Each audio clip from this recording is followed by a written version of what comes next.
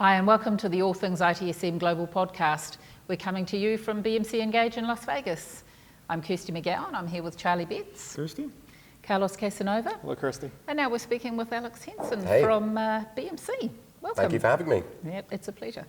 Welcome, Alex. So, we've been talking a lot, it's evolved. IT has evolved, the tools have evolved. It used to be that, we were really looking, okay, give me power, just let me get things done. And that's really not that acceptable anymore, right? We're adding a lot more elements of finesse to it. So, in your position, how do you see the evolution that's come to where, from where we were just, brute force to where we are now? And is that still necessary? Is it important? Is that the primary driver? Where have we come from and where are we?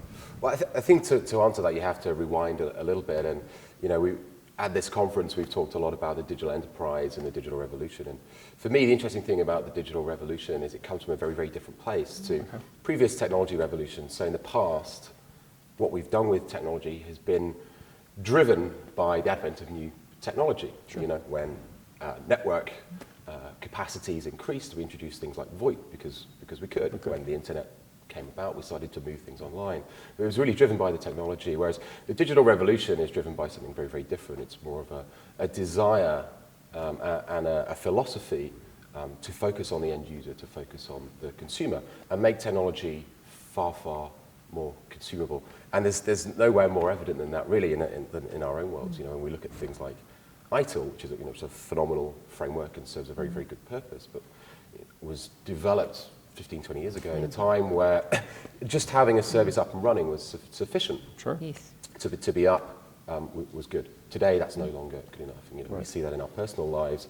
If something's up and running, but we don't enjoy using it, we stop using it and we do something else. So, for ITSM has really had to embrace that and move technology from just being focused on providing services and making sure they're there to actually making sure that they're enjoyable to use for the consumer. And that starts with the ITSM tool itself. Right. The tool itself has to be engaging, has to make people more productive and more efficient. Yeah, up and running's just a given now. That's right, just that just happens. Yeah, if you're not available, you're irrelevant. Yeah, you're gone. Your history. It is all about that user experience, that ease of use, and that it has to be natural, and it has to, these millennials coming into the workforce, they don't expect to have to work out how to use something. Yeah, it needs to be.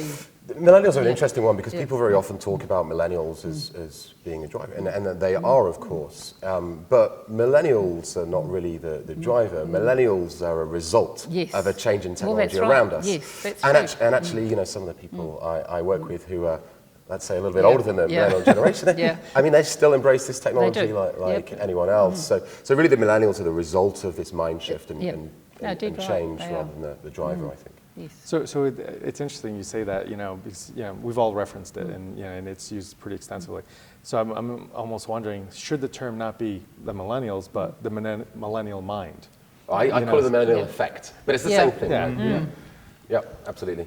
So, what is that? We know it, I think just inherently, in our day-to-day, what is it? Is it just, pretty colors? Is it, it's faster, it's more available? Is it all of the above? Well, it's the difference between an interface and an experience. So we talked about this earlier, a UI is what you see, and something can be very beautiful, but when you try and use it and engage with it, it doesn't make you productive. It's not intuitive to use. So this is why we talk a lot, and we focus. We start our development efforts for technology now, looking at the user experience and the way people use technology, and that's much more than just the way it looks. It has to look beautiful, but it has to be super easy to use. It has to make your job easier. It has to be contextual and show you automatically, how to do things that previously took you a while to figure out. Right. You had to search for the tool. Yeah, the lean world is really popularizing the term flow. And I think that applies to user experience as well. You have to understand that somebody is likely to have a need at a certain point. You have to anticipate that there's this need that's going to be there. And then what is the experience of realizing the need and then realizing that you can fulfill the need by doing this. And it's very targeted and it's very seamless.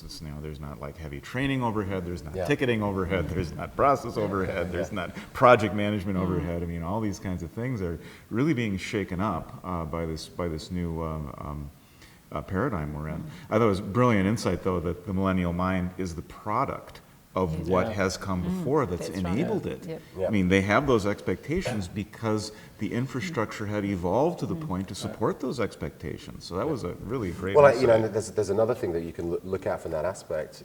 A lot of people talk about the nexus of forces, social, mobile, analytics, cloud, and Yes. I think again, you know, like I talked about with the digital revolution, it's much more of a philosophy and a mindset. For me, I see them as enabling technologies. They're not the driver itself, and I think that's maybe where people went a little bit wrong in the past, is they thought, well, if we do social, mobile, analytics, and cloud, then we're digital. Well, not really. I mean, you can implement them badly in isolation. They are great enabling technologies, but they're not the answer itself.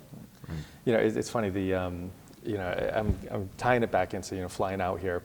It was on, I think it was a new Airbus, and the flight attendant's telling us, you know, we're in the exit row. You know, don't grab this handle because it'll basically jettison you 30 feet out.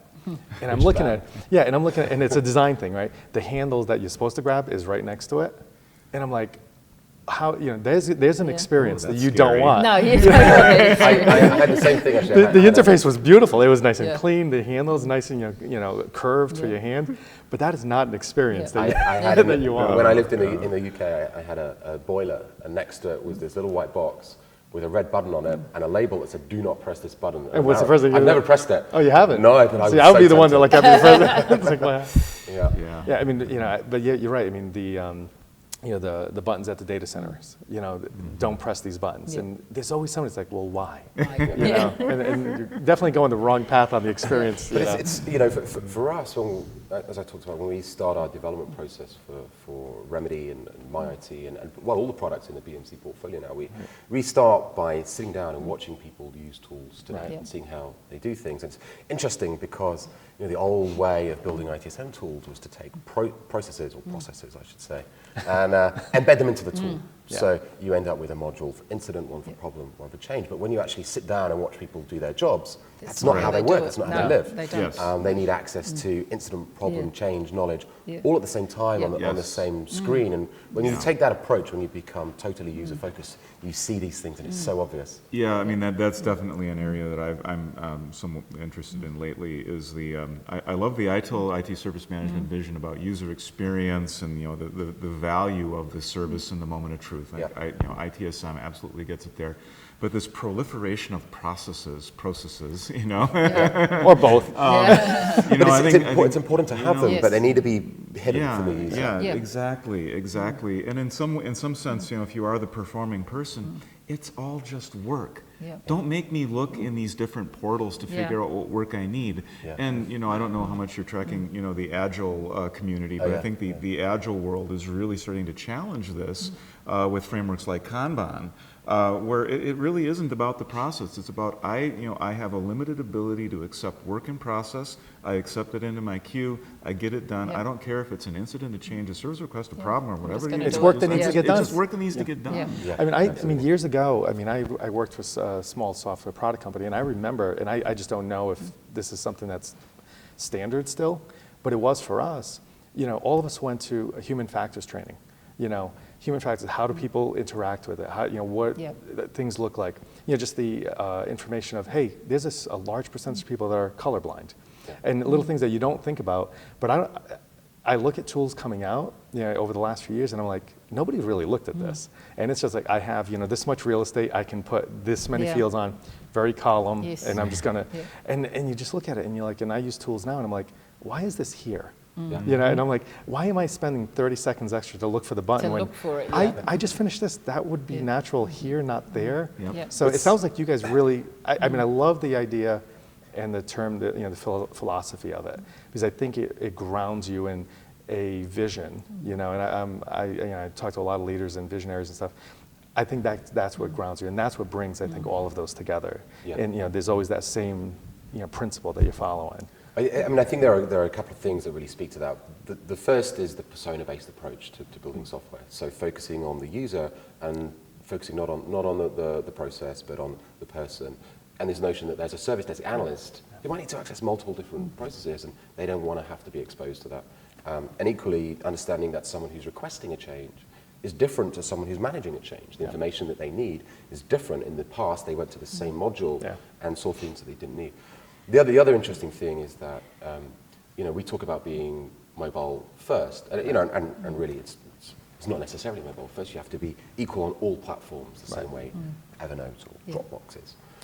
But being mobile first also forces you to think in very different ways. So the old way of building tools Yep. was to cater for an ever-increasing amount of screen real estate. Yeah. We Yes. could put And more we got stuff the on the 36 screen. inch They've got to screen cope now. with less and less and less. Right, Yeah. and now we build things with very, very Yes. small devices. So it forces us to think in a very different Yes. way about the Yeah. way we That's a build good thing. things. It's been great chatting to you, and I think we could have all carried on chatting for quite a bit longer. We'll but, do it later.